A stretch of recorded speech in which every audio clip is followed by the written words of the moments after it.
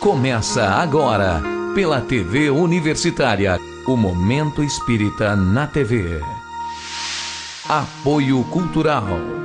Altasfer Ferro e Aço. Meta Assessoria Contábil. Dermativos Farmácia de Manipulação. E Support Solution Informática. Olá, amigo telespectador. Estamos iniciando mais uma vez o nosso programa semanal Momento Espírita na TV Universitária, Canal 7. Este programa é produzido pela USA Intermunicipal de Tupã, em parceria com a FEB TV, que é a TV da Federação Espírita Brasileira. Hoje, vamos apresentar uma matéria em que o palestrante espírita Flávio Rei de Carvalho falará sobre a vida e obra do Espírito Emmanuel. Essa matéria faz parte do programa Biografia da TV, da FEB TV.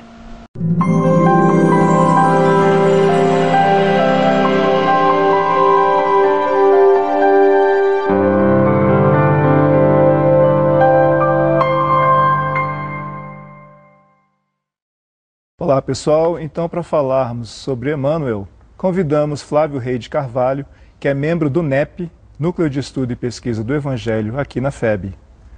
Flávio, obrigado pela sua presença conosco. E então pergunto para você, quem foi Emmanuel? Bom, primeiramente eu gostaria de agradecer por estar aqui e saudar todos aqueles que estão nos assistindo nesse momento.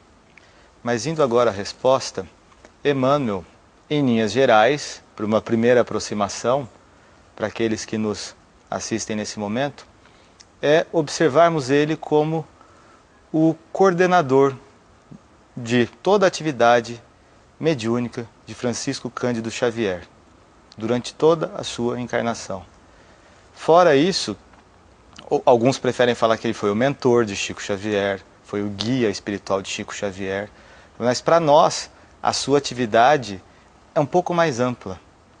Ele não tinha um compromisso só com Chico Xavier, mas ele tinha um compromisso com a pátria do Evangelho. Isso aí a gente está fazendo uma menção àquela expressão usada por Humberto de Campos, né? Brasil, coração do mundo, pátria do Evangelho, pois nesse livro, assim como no A Caminho da Luz, de autoria de Emmanuel, aparece que essa região do globo terrestre, aonde se situa o Brasil, a ela está destinado espalhar para o mundo a questão do sentimento, a renovação do sentimento, com base nas lições de Jesus, lições essas que estão contidas na Boa Nova. A Boa Nova, para quem não sabe, é o Evangelho. Então, para nós, Emmanuel é um desses missionários vinculados a todo esse conjunto de atividades, que o coordenador maior seria Ismael, diretamente ligado a Jesus, governador de nosso orbe. Então, Emmanuel é um espírito vinculado a esse trabalho, mas vinculado, sobretudo, na questão da divulgação da mensagem de Jesus, a mensagem rediviva de Jesus.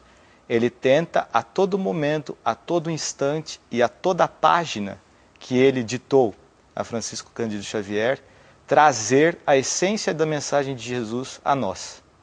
Então, o objetivo de Emmanuel é esse, para a gente entender o que é Emmanuel, quem é Emmanuel. A característica essencial é essa, a gente tentar sempre observar tudo o que ele escreve e naquelas palavras, naquelas frases, a gente tenta ver o que ele está querendo nos dizer, que mensagem de Jesus ele está trazendo para nós, para nos modificar no campo do sentimento, para que nós, na coletividade, possamos fazer com que o Brasil se torne de fato o coração do mundo e a pátria do Evangelho. Flávio, há uma dúvida sobre a postura de Emmanuel em relação a Chico, ou até mesmo dentro da literatura, de ele ser uma pessoa assim muito austera, talvez um pouco muito ríspida, né? Inclusive em alguma produção a gente viu o tratamento dele no episódio do avião, e era assim mesmo, Emmanuel? Emmanuel, na verdade, quando a gente vê a sua relação com Chico, esses detalhes curiosos e às vezes com um tom que vira meio jocoso, né? Como esse exemplo do avião, é apenas uma realidade parcial. é um filete, um vislumbre da relação que ele tinha com o médium. A gente não pode negar que ele era um espírito rígido, um espírito que controlava e tentava seguir à risca aquilo que ele havia Ele mesmo tinha dito, né? negociado com Chico Xavier. Exato. Disciplina, disciplina, disciplina. Então ele seguia à risca isso, a questão da disciplina, para o médium não titubear, em função do grande trabalho que esse médium tinha nas mãos, que era psicografar as suas obras, e ele, Emmanuel, de passar essas obras também. Porque essas obras teriam um papel, como estão tendo hoje em dia, essencial para a divulgação e para o conhecimento do Evangelho de Jesus. Então, a relação que a gente vê de Chico com Emmanuel, por meio dessa parte excessivamente ríspida, excessivamente rígida, é algo parcial. A rigidez sempre esteve presente, mas a gente não pode esquecer que era uma rigidez como se fosse numa relação de pai para filho. Era uma rigidez, mas uma rigidez de quem via adiante.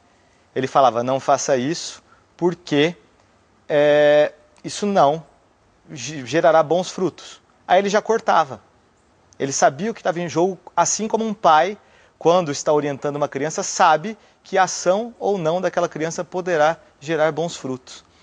E essa relação de Chico Xavier com Emmanuel, nesse tipo de dinâmica, como se fosse de pai para filho, não seria a primeira vez. Isso aconteceu no livro há 2000 anos, na história. Quando ele era o senador Públio Lentulus, a sua filha Flávia era Chico Xavier. No livro Ave Cristo, Emmanuel era Basílio e sua filha chamava-se Lívia, que era também reencarnação do espírito Francisco Cândido Xavier. Então a gente vê que eles já tinham uma certa familiaridade. Daí eles trabalharem dessa maneira. Mas a gente pode perceber, como eu já tive a oportunidade de ver em Pedro Leopoldo, no Centro Espírita Luiz Gonzaga, que foi fundado pelo Chico, há um pequeno bilhete mandado por Emmanuel a Chico, ele psicografou, e o Emmanuel dizia, filho, aguente só mais algumas horas.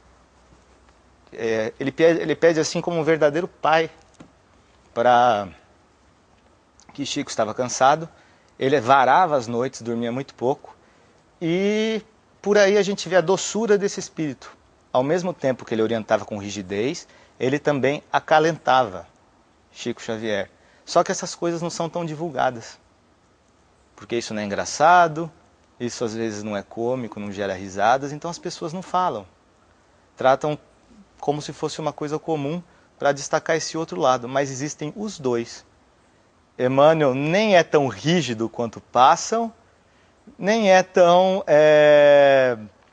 como é que a gente pode dizer assim, tão extrovertido, talvez, quanto outras pessoas passariam também. Ele é um espírito que dosava, até em função da posição dele de orientador espiritual do médium. Ele sabia o que ele fazia em cada momento e tomava a medida, a gente imagina, adequada, né? Sim, até como o próprio Chico, né? A gente tem uma figura de Chico também tranquilo nas atividades dele, mas ele também tinha os momentos de humor, momentos engraçados, né?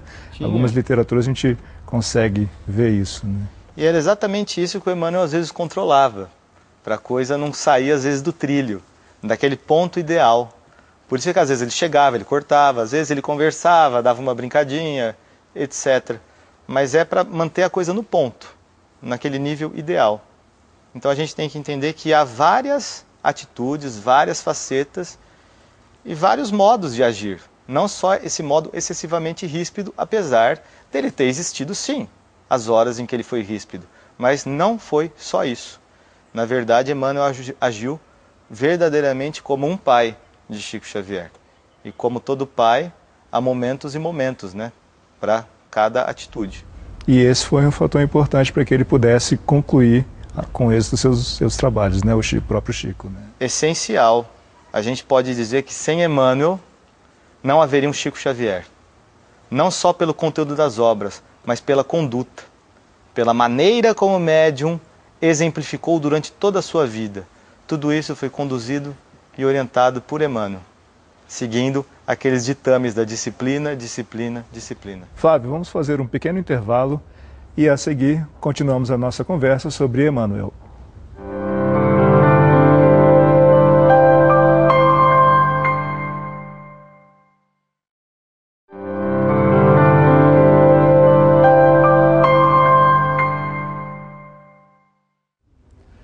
Biografia está de volta, hoje falando sobre Emmanuel, com Flávio Rey de Carvalho, membro do NEP, Núcleo de Estudo e Pesquisa do Evangelho da FEB.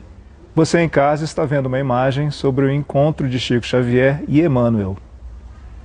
Flávio, essa imagem ela é conhecida, você pode falar sobre ela? Essa imagem que vocês estão observando, ela trata do primeiro encontro de Chico Xavier com Emmanuel. Não o primeiro encontro de fato, pois Emmanuel acompanhou Chico Xavier desde o início de sua reencarnação, aqui no nosso planeta, dessa última encarnação. Mas foi o primeiro momento em que ele viu Emmanuel, que Emmanuel se mostrou presente a ele. Essa figura, a pintura no caso, ela é de autoria de Napoleão Figueiredo. Ela foi encomendada pelo documentarista Oceano Vieira de Mello. Ela ficou exposta em Pedro Leopoldo desde 2010 até o final de 2013. E entre o final de 2013 e fevereiro de 2014, ela ficou exposta na Federação Espírita Brasileira. Essa imagem, para a gente tentar entender um pouco, para a gente tentar localizar um pouco no tempo e no espaço, a gente daria a temporalidade dela como ocorrida em fins de 1931. Esses são os detalhes que alguns daqueles amigos de Chico nos revelaram, como Clóvis Tavares, por exemplo, no livro Amor e Sabedoria de Emmanuel, no livro 30 anos com Chico Xavier. Então ele nos diz que ocorreu no final de 1931. Ele nos diz também, em termos geográficos, que ela ocorreu no chamado Açude do Capão, um açude que estaria localizado no Ribeirão da Mata, nas proximidades de Pedro Leopoldo. Na época, era um local bastante bonito, bastante agradável. Hoje em dia, o açude ainda existe, todavia as águas não são tão límpidas. Mas aqueles que são médiums, aqueles que percebem e sentem as coisas, quando chegam lá eles sentem uma energia diferente. Até hoje, aqueles que têm familiaridade com Chico. Esse açude continua igual o que está representado ou teve alguma alteração física nele mesmo? Então, nós trouxemos também algumas fotos atuais desse açude, como ele se encontra nos últimos anos. A foto, no caso, é de 2010. Ele continua basicamente igual. Há aquela deterioração um pouco do tempo na questão da represa, né? Uma parte ou outra um pouco mais deteriorada, mas a mudança essencial é na questão da água, né? Se naquela época era algo cristalino, algo límpido, hoje em dia é um pouco assim, um pouco mais poluído, a gente pode dizer assim. E era antes num local um pouco mais distante da cidade. Hoje a cidade cresceu e está encostada no açude. Então as diferenças básicas seriam essas. Então quando a gente fala desse encontro, a gente tem que lembrar disso. Ocorreu no final de 1931 e ocorreu nas proximidades de Pedro Leopoldo, nesse açude. E quando a gente pensa nas peculiaridades, por que foi nesse açude? Por que se deu ali? O que Chico fazia ali? Clóvis Tavares nos diz em seus livros, sobretudo no Amor e Sabedoria de Emmanuel, mas também no 30 anos com Chico Xavier, que Chico costumava fazer reuniões semanais, reuniões de caráter mais íntimo, aos domingos à tarde. Então ele se deslocava com mais 2 pessoas para as beiras desse açude para orarem em conjunto. E foi numa dessas situações, em fins de 1931, que Emmanuel se fez presente, se fez visível a Chico Xavier. O interessante é que as outras pessoas não viram.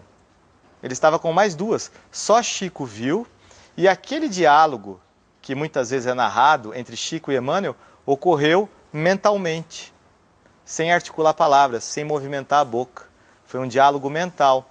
Então Chico, enquanto fazia suas orações, ele vislumbrou Emmanuel e ambos estabeleceram aquele famoso diálogo, que é muito divulgado na mídia espírita. E Chico então sabia que era só ele esse contato, ele e Emmanuel. Ele não comentou com os outros presentes. Eu não saberia precisar se ele comentou depois, no momento não. Enquanto estava ocorrendo, não. Ele estabeleceu o contato. Ele entendeu que era um contato entre os dois. E foi uma coisa da relação do médium mesmo com o espírito. Às vezes acontece, o médium às vezes nem percebe, às vezes ele é envolvido pela situação. Mas para a gente deixar bem clara a questão, eu trouxe aqui um texto em que Chico narra esse primeiro encontro. Esse texto está no livro Emmanuel. Aqui está com a capa antiga, já existe na edição mais recente. É um livro publicado pela Federação Espírita Brasileira. E foi um livro que antecedeu o A Caminho da Luz. É um livro daquela época, de 1937, que ele foi finalizado. E nele, no prefácio, Chico nos descreve esse primeiro encontro. Esse prefácio chama-se Explicando. Vamos lá. E Chico nos diz: lembro-me de que, em 1931, numa de nossas reuniões habituais, vi ao meu lado, pela primeira vez, o bondoso Espírito Emmanuel. Psicografava naquela época as produções do primeiro livro mediúnico, recebido através de minhas humildes faculdades, e experimentava os sintomas de grave moléstia dos olhos. Via-lhe os traços fisionômicos de homem idoso, sentindo minha alma envolvida na suavidade de sua presença.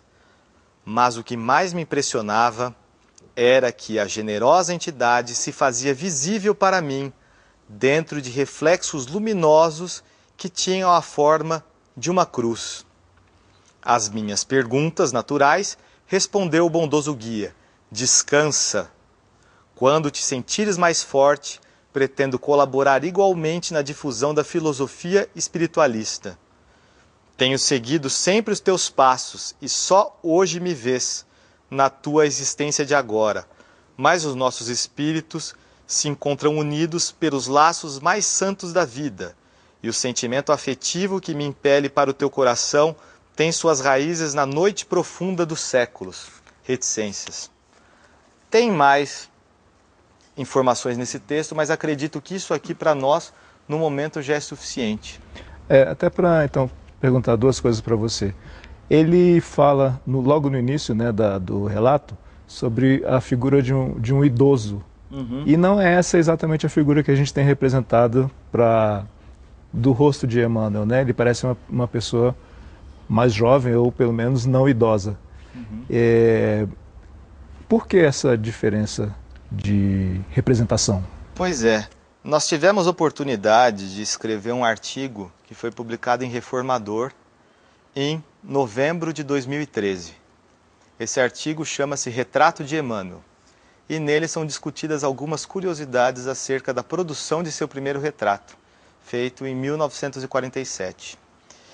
E nesse artigo nós reproduzimos alguns depoimentos de Chico Xavier, entre eles o que fala da aparência de Emmanuel, que ela foi mudando ao longo do tempo.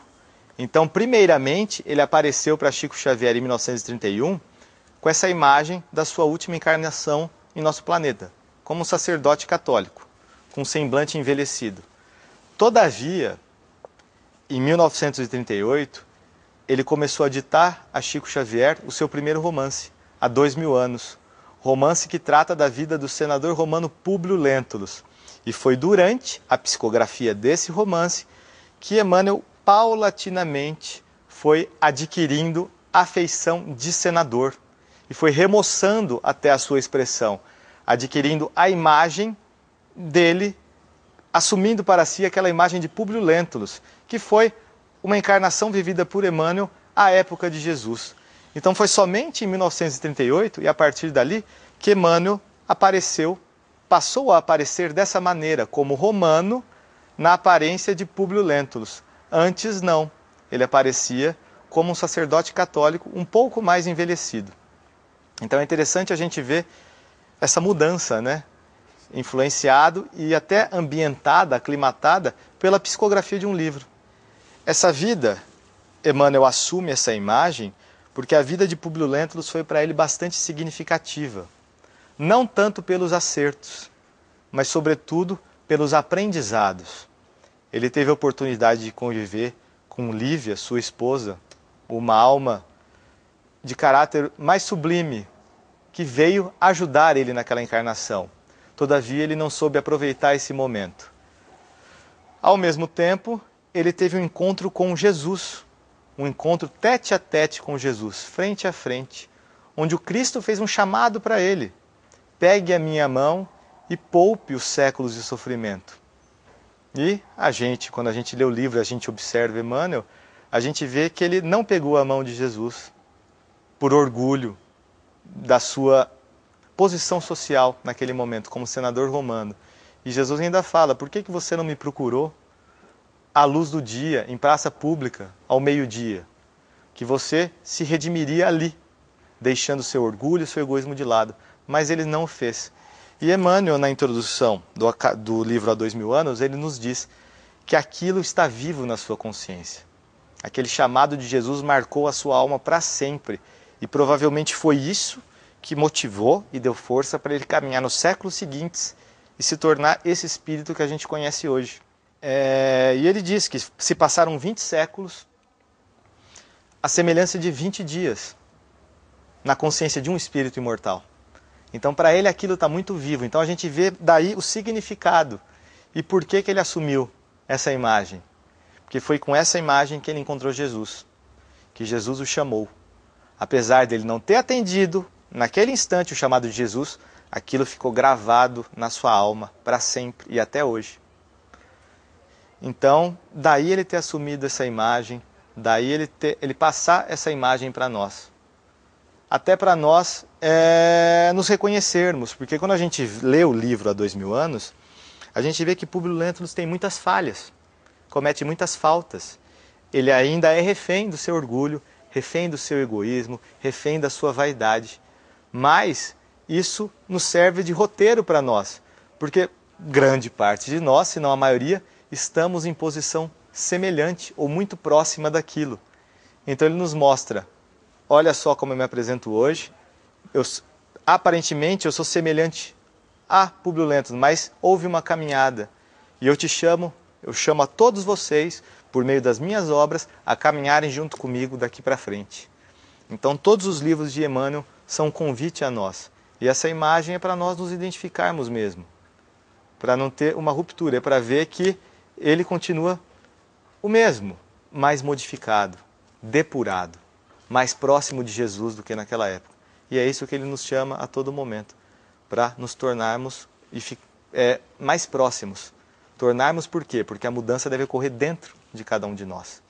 Então, nos tornarmos mais próximos de Jesus. Certo. Flávio, vamos fazer então um novo intervalo. Voltamos a seguir com Emmanuel.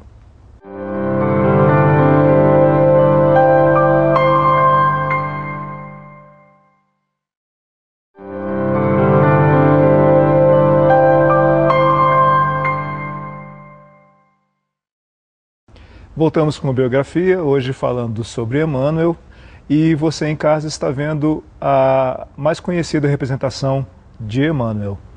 Flávio, essa imagem que está exibida é a mais conhecida de Emmanuel. Pois é, essa imagem que vocês estão observando, ela foi uma das elaboradas por Delpino Filho.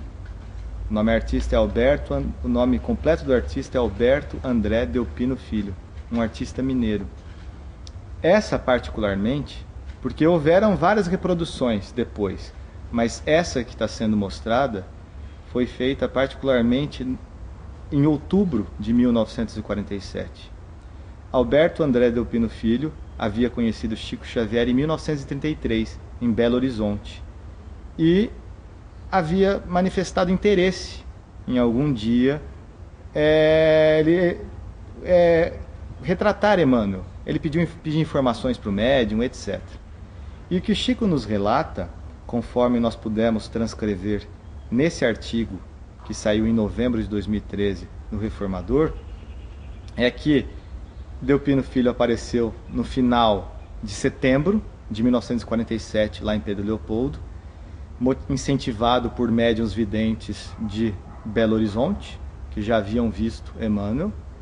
Então eles incentivaram Delpino Filho a ir lá e fazer essa imagem, a reproduzir esse retrato.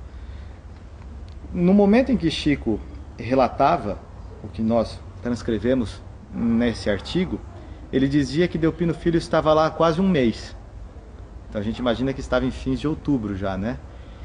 E que ele dizia, ele já havia feito um esboço e havia feito um segundo que ficou melhor ainda, que acreditamos ser esse, da imagem, um feito em pastel. O material usado foi giz pastel. E Chico Xavier diz que estava uma maravilha, muito próximo de Emmanuel, que retratava bem os traços veneráveis de Emmanuel.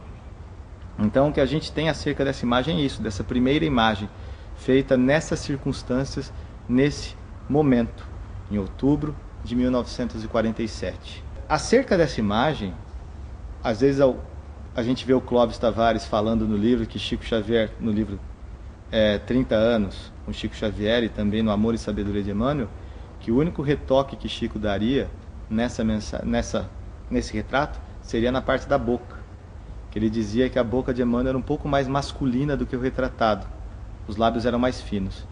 Eu encontrei também algumas anotações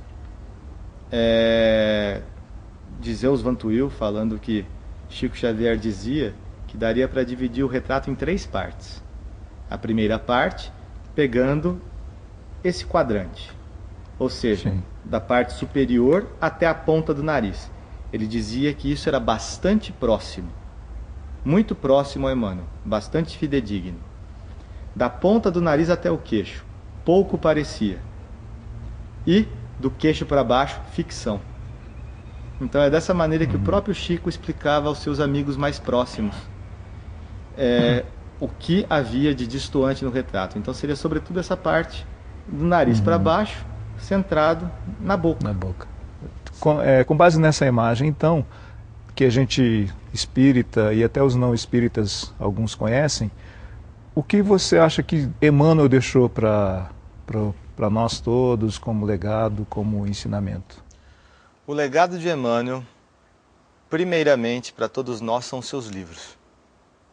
Os vários livros psicografados por ele, mas antes dos livros, as mensagens publicadas anteriormente em Reformador.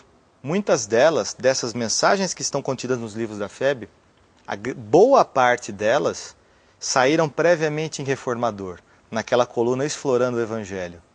Quem tiver acesso às coleções de Reformador, quem tiver essas coleções antigas, poderá verificar que sempre havia uma mensagem de Emmanuel em toda a edição, uma ou duas.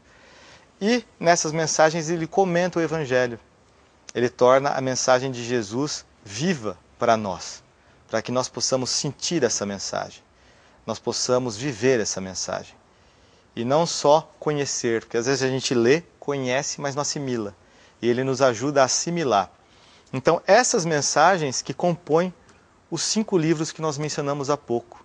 Caminho, Verdade e Vida, Fonte Viva, Vinha de Luz, tem o Ceifa de Luz, o Pão Nosso, tem o Livro da Esperança, que não é da FEB, mas também é composto por mensagens, o Palavras de Vida Eterna, o Segue-me, e o livro tem mais um também, que eu preciso me lembrar, mas, enfim, o essencial está nesses livros, todas essas mensagens, para nós entendermos o Evangelho de Jesus.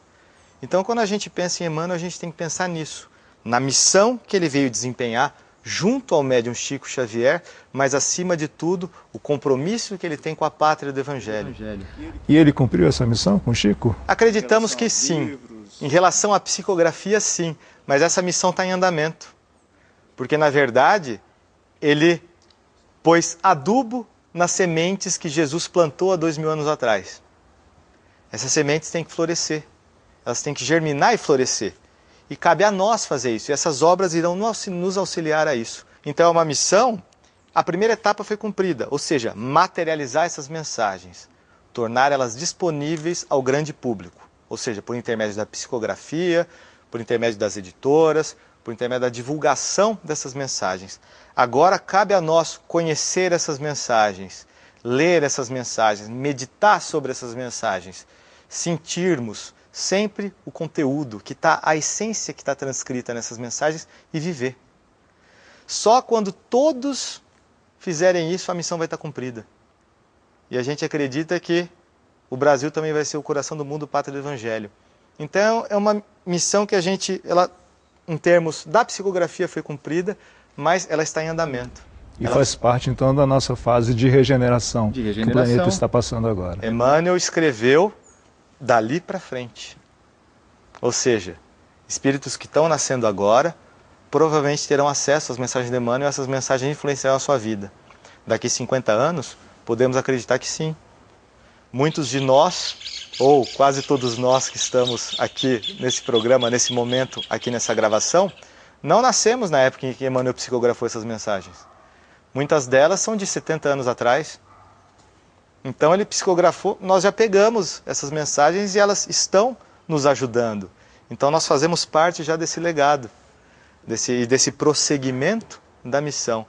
Porque conforme Jesus veio, Jesus diz, ele não veio destruir leis ou profetas, mas cumprir, dar prosseguimento, preencher. Emmanuel vem nessa mesma esteira, ele vem dar prosseguimento à lição de Jesus, não acrescentando coisas novas, não, mas tornando ela acessível a nós, para que nós possamos preencher os nossos corações de bondade, benevolência, amabilidade, doçura e por aí vai. Aquelas coisas que Paulo de Tarso vai definir como frutos do Espírito na carta a Gálatas. Então, com isso, a gente pode dizer que Emmanuel conseguiu cumprir sim aquilo que ele se propôs. Cabe agora a nós dar prosseguimento a isso. Cumprir a coisa em sua plenitude, ou seja, fazer com que a nossa semente do Evangelho brote. E se todas as sementes, se cada um tomar conta da sua e elas desabrocharem, o nosso mundo vai regenerar. Então, com todos esses ensinamentos que Emmanuel deixa em suas mensagens, hoje para o espírita fica muito mais fácil da gente pôr isso em prática? Sem dúvida alguma, porque na mesma linha definida por Allan Kardec, o Evangelho segundo o Espiritismo, Emmanuel também vai tratar do ensino moral. Ele não perde tempo com coisas sofismáticas, coisas que agradam ou ilustram a razão humana, mas ele foca nessa questão do ensino moral. Aquele ensino que modifica a nossa conduta, tanto na esfera íntima, em relação a nós mesmos, quanto na esfera exterior, em relação aos outros. Então Emmanuel trabalha isso, assim como Kardec trabalhou no Evangelho segundo o Espiritismo. Então ele é uma obra corolária, uma obra que dá prosseguimento, que complementa a obra de Kardec. Por isso é que Emmanuel disse, se alguma vez eu entrar em contradição com Kardec, me deixe e fique com Kardec. Então a obra dele está em harmonia com a de Kardec e focando exatamente nessa questão do ensino moral de Jesus, que é o aspecto de todas as lições do Cristo que nos fará modificar internamente e nos fará evoluir do ponto de vista espiritual. Mas como o Chico diz numa de suas frases, né? O Jesus não pediu que escalássemos o Everest, mas que apenas nos amássemos. Então, com esse tipo de frase, vem corroborar tudo aquilo que Emmanuel trouxe para a gente, através de Chico e de suas obras. E como você acha que o espírita consegue fazer isso mais fácil? É uma coisa difícil, né? Porque todos nós estamos nesse barco, né? De tentar mudar. Mas como a gente mencionou há pouco, mas não disse o autor, né? Aquela coisa do conhecer a mensagem do Evangelho, meditar sobre a mensagem do Evangelho, sentir a mensagem do Evangelho e viver a mensagem do Evangelho. Isso aí está no livro Renúncio. É uma fala de Alcione retratada por Emmanuel. Isso serve de roteiro. Porque como que a gente vai viver os ensinamentos de Jesus se a gente não conhece? Como que a gente vai trazer para o nosso dia a dia se a gente não refletir sobre eles? E, no refletir sobre eles, para trazer para o nosso dia a dia, a gente acaba sentindo. Isso é um roteiro para nós. E a partir do momento que a gente sente, a gente tem que procurar viver.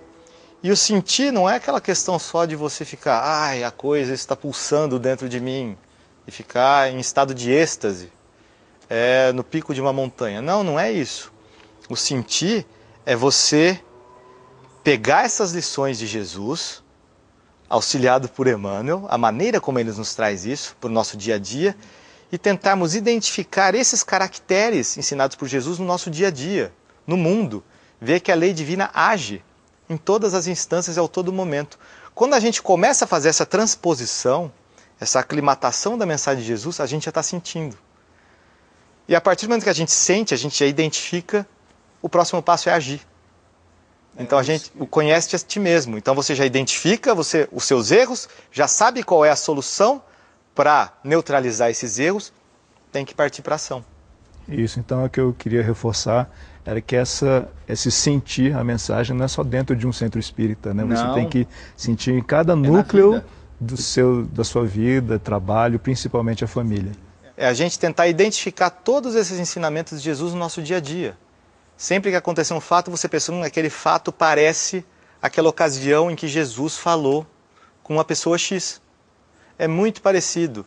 Aí você vê, o que ele falou pessoa X? Tal. Então, será que então a maneira de agir numa situação como essa seria similar àquela que Jesus orientou?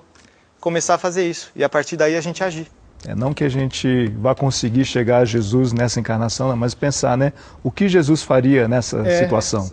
Ou seja, a gente fazer com que o Evangelho deixe de ser letra morta, um livro empoeirado na prateleira, e a gente tirando o espírito da letra, esse espírito vivifica dentro de nós. Então nós passamos a ser as cartas vivas do Evangelho. O Evangelho passa a viver em nós, nas nossas ações, nas nossas atitudes, nos nossos pensamentos. Flávio, obrigado então pela sua presença aqui no Biografia.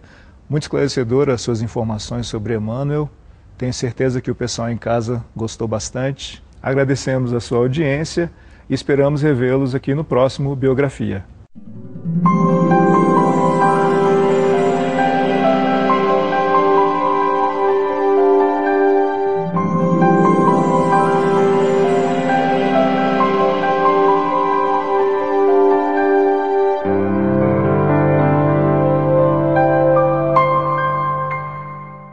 Evangelização Espírita Infanto-Juvenil. Semear é confiar na colheita. Hoje é a oportunidade ditosa para depositardes sementes no solo dos corações. Amanhã será o dia venturoso de colherdes os frutos da paz. Francisco Thyssen. Coopere com Jesus. Participe dessa semeadura.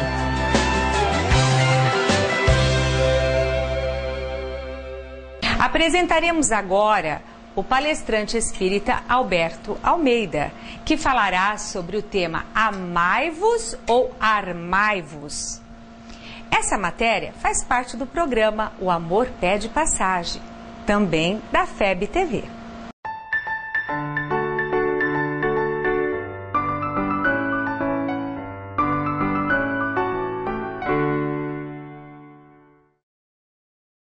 Amai-vos ou armai-vos?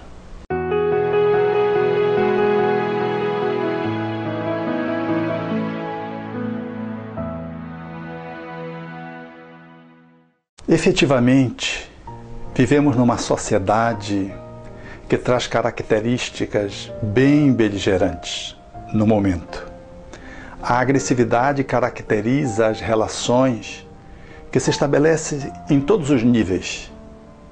Efetivamente, os grupos sociais trazem embutidos dentro dele uma certa agressividade que alcança níveis destrutivos, notadamente quando é demandada por aspectos externos ou internos que se estabelecem como verdadeiros desafios.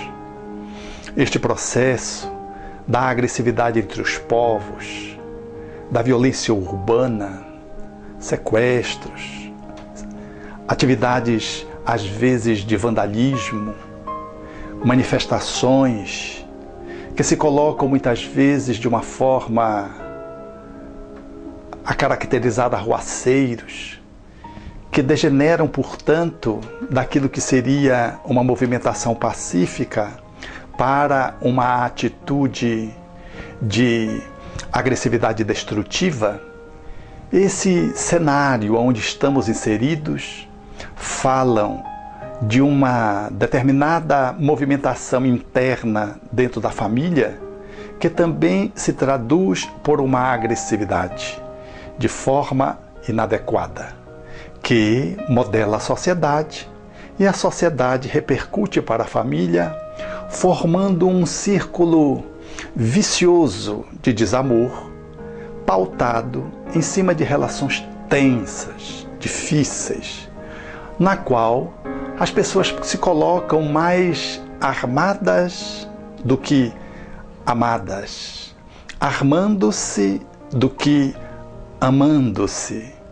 E essa perspectiva de relacionamento interpessoal e grupal da família ao mundo, ela, portanto, define, numa certa medida, prejuízos para as relações afetivas, sobretudo aquelas que são mais intimistas, tendo em vista que essas relações, elas envolvem uma convivência mais diuturna e, pela perenidade da relação, pela intensidade, pela durabilidade, elas são naturalmente desafiadas a superarem obstáculos, vicissitudes, ocorrências que às vezes são contrárias aos seus anseios e, por isso mesmo, elas apresentam igualmente essa manifestação de tensão nas relações e muitas vezes de violência implícita ou explícita. Assim, é de bom tom que possamos fazer uma reflexão a fim de avaliar, de fora para dentro, como é que estamos nos movimentando em torno das leis de amor e o quanto, às vezes, observando essas leis, nós somos tragados por situações outras, por pontos cegos internos, e nos atropelamos, estabelecendo relações mais armadas do que amadas.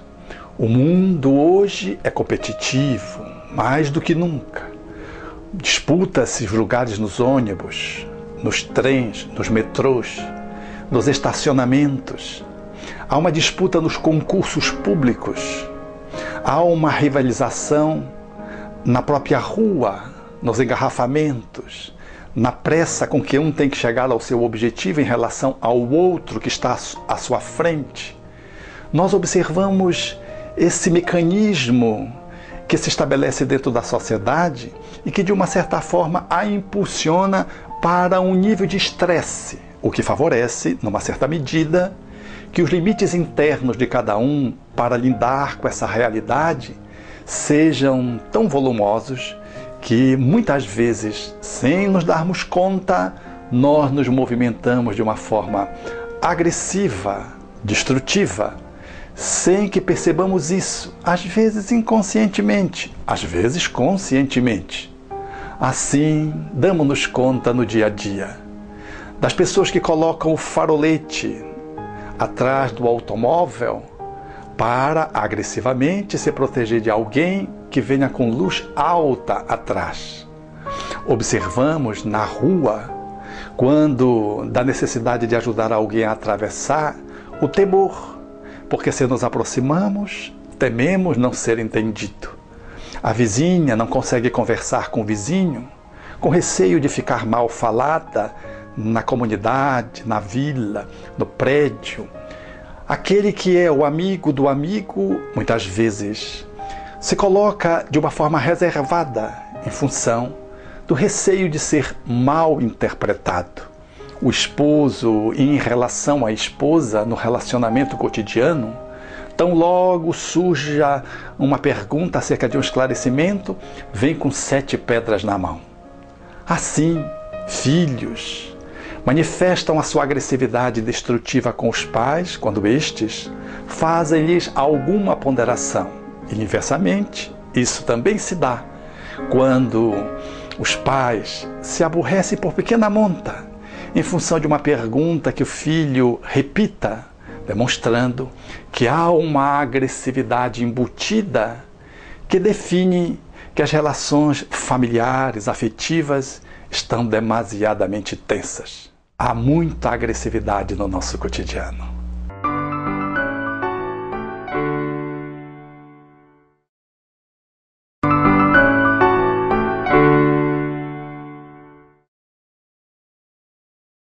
A proposição é como lidar com situações que efetivamente estão no nosso cotidiano, com contaminando as nossas relações afetivas, corroendo as relações emocionais, comprometendo vínculos, determinando fissuras, separações, e muitas vezes vão se amontoando processos, problemas que não são solucionados porque tem um trato em regime de agressividade corrompida, negativa, levando muitas vezes a atitudes de violência, às vezes até de agressão física. É de bom tom, então, que possamos refletir sobre o contraponto dessa manifestação negativa da alma para considerarmos de que o amor é uma energia que se coloca até agressivamente, porém positiva, porque a agressividade é como se fosse a energia elétrica. Pode fulminar, mas pode promover luz.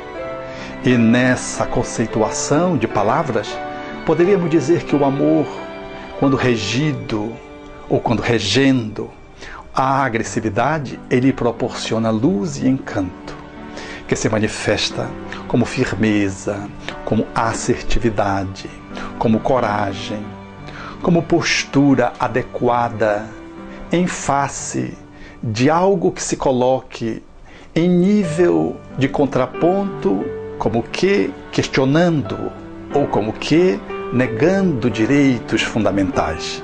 O amor se posiciona usando essa energia ativamente e coloca a agressividade nesse ponto de ecologia intrapessoal, interpessoal, grupal e planetária, fazendo-nos entender de que a agressividade, quando banhada pelo amor ou conduzida pelo amor, ela sai daquela posição da reação e assume uma posição da ação, evitando um outro extremo que também não é amor, que é um pseudo-amor da passividade.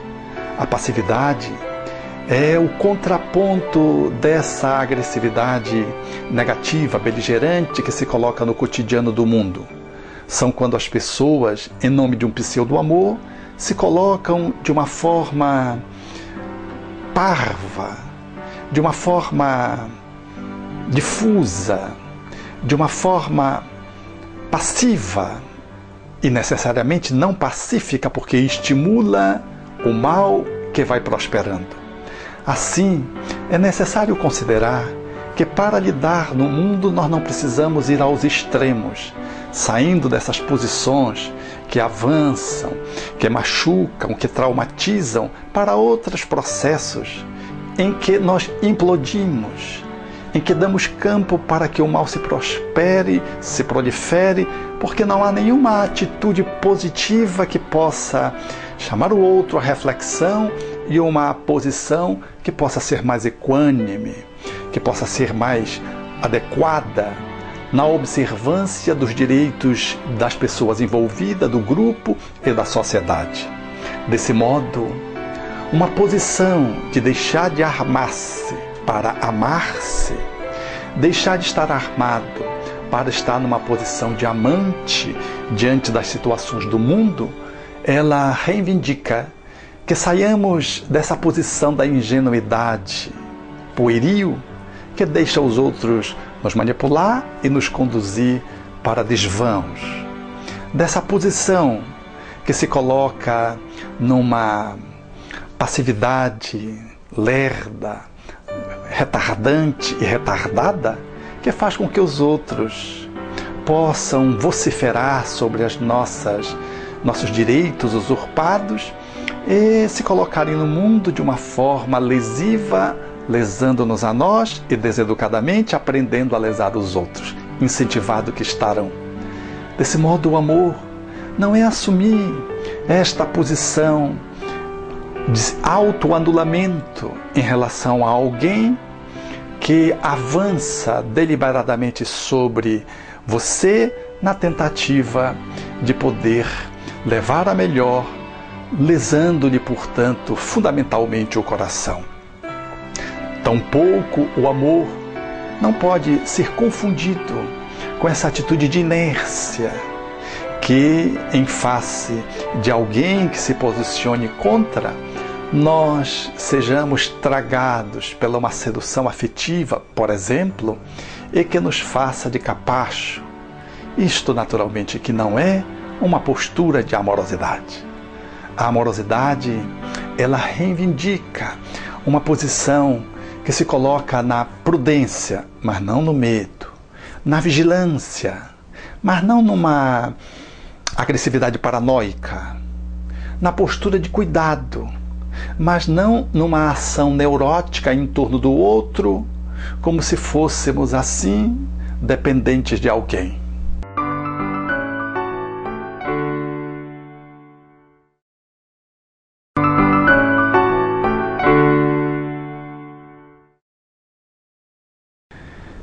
Por isso, a doutrina espírita, que evoca a figura pacífica e pacificadora de Jesus como sendo a sua referência comportamental para que sirva de modelo, de guia, para que possamos estruturar o nosso comportamento, portanto, alinhando-se numa posição de amorosidade coerente e consequente, ela evoca algumas reflexões que falam desse homem incomum que passou pela Terra e soube lidar com a agressividade externa e nos demonstrou quanto o indivíduo, quando está pacífico internamente, está em paz interiormente a partir do amor que pode gerar das suas entranhas, o quanto ele é capaz de poder gerir os conflitos que emergem,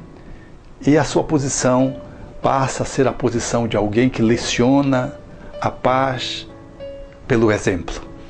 Assim, Jesus não só falou de que deveríamos virar a outra face quando fôssemos agredidos, mas também deu exemplo quando, no palácio do sumo sacerdote, é esbofeteado pelo soldado, em face das perguntas que se lhe faziam, das solicitações não pertinentes que se lhe faziam, e ele volta-se para o soldado e demonstra qual deve ser a postura real daquele que está identificado com o amor, com o amar-se, com o amar, e não com o armar-se, com a agressão em relação ao outro. Quando diz, se falei mal, me dá prova deste mal. Mas se eu falei bem, por que tu me bates?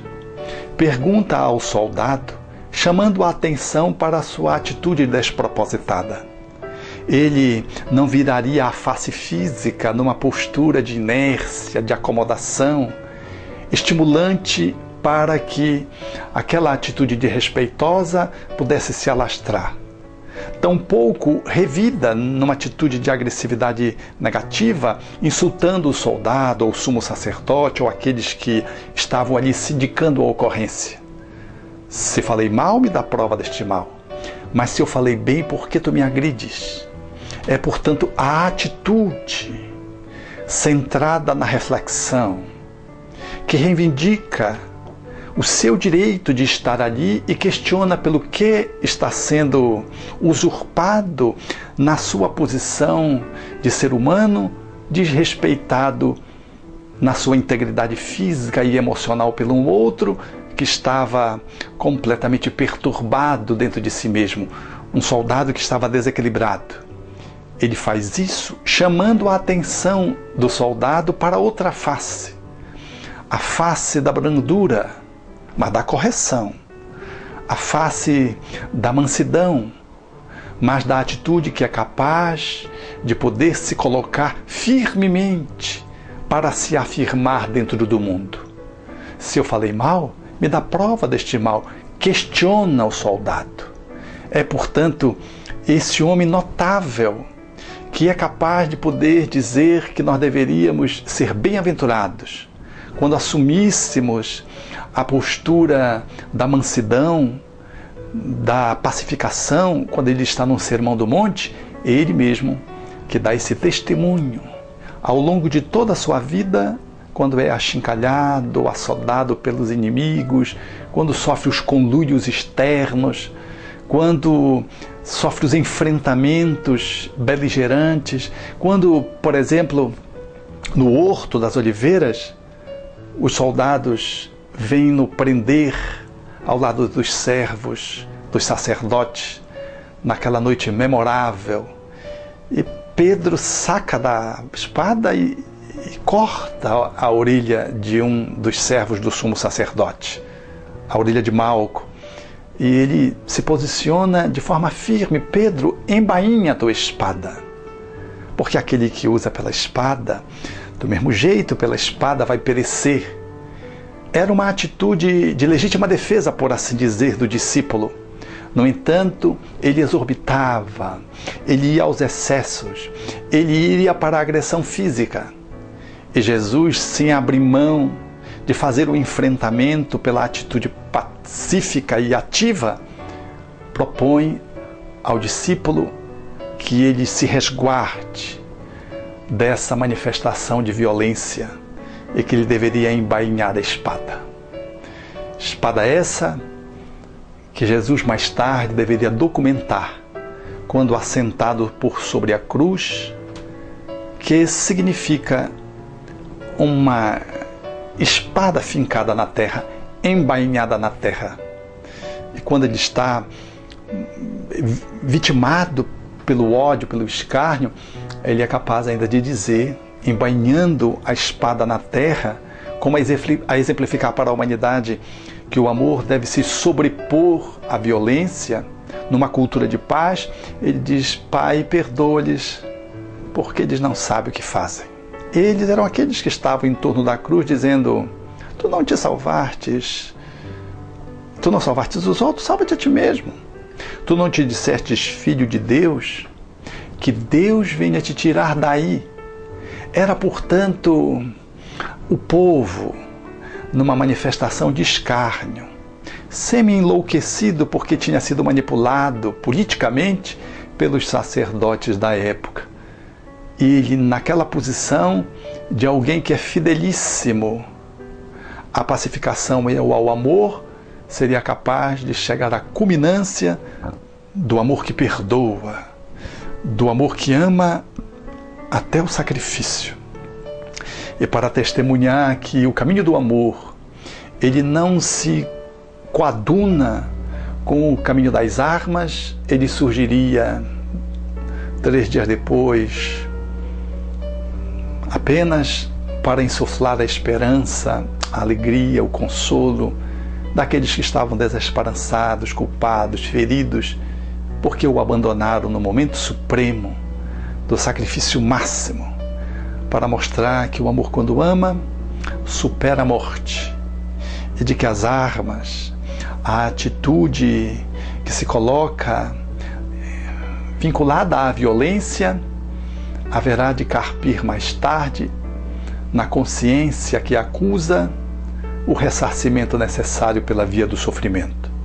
Qual aconteceu com Pilatos, que, lavando as mãos, mais tarde se jogaria no vulcão Vesúvio, na Europa, porque não conseguira tirar da consciência aquele gesto covarde de alguém que cedia ao poder para se colocar alinhado com César e abrir a mão da justiça, encaminhando aquele homem para o finalismo da morte física, mas não para a morte do espírito, porque o espírito é eterno.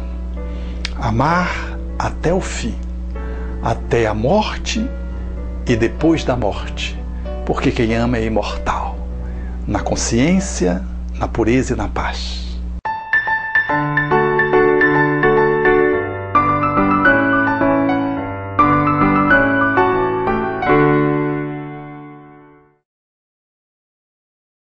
Amigo telespectador, agradeço a sua amável atenção e lembro que este programa vai ao ar pela TV Universitária Canal 7, todas as sextas-feiras, às 15 horas e também às 20 horas. Já no sábado, às 0 hora e também às 10 horas.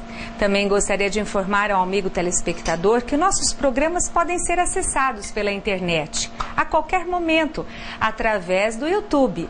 Basta você entrar no YouTube e colocar Programa Momento Espírita Tupã e você poderá assistir a todos os nossos programas que foram ao ar. Chegamos ao final deste programa, Momento Espírita, e desejo a você um ótimo final de semana, com muita luz, paz, amor e alegria. Que Deus o abençoe e o proteja, como também a toda a sua família. Meu grande beijo e até nosso próximo programa.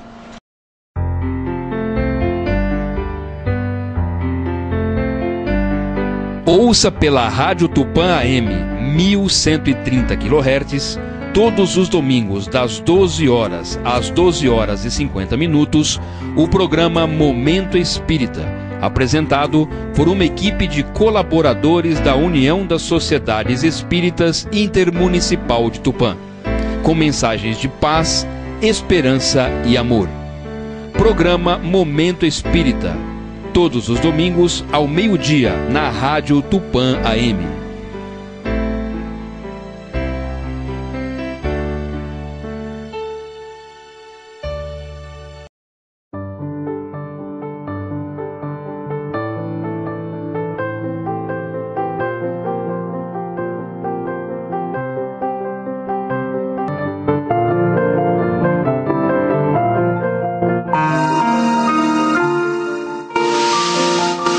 Você assistiu pela TV Universitária o Momento Espírita na TV. Apoio Cultural. Altasfer Ferro e Aço, a mais completa linha de materiais para serralheria. Ferro para construção, estruturas metálicas, bobinas galvanizadas e caixas para portões basculantes. Altasfer Ferro e Aço, Avenida Tabajaras 1695, telefone 3496-1110. A Meta Assessoria Contábil é um escritório de contabilidade com o foco na sua empresa. Com uma equipe especializada, prestamos serviços de contabilidade, escrita fiscal, departamento pessoal, abertura de firmas, imposto de renda e demais assuntos fiscais e tributários. Mantenha sua contabilidade em dia com a Meta Assessoria Contábil.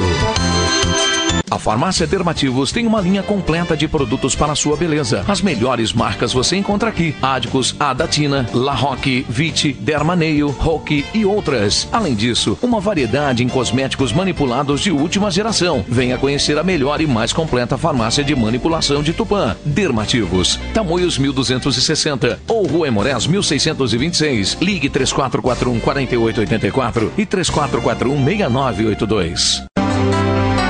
Support Solution Informática oferece o que há de melhor em equipamentos de informática pronta entrega, em até 10 vezes sem juros. Assistência técnica em computadores, notebooks, impressoras e atualizações de GPS. A mais completa linha de cartuchos e toners, originais e recargas. Support Solution, 16 anos comemorando com você. Ligue 3441-1277.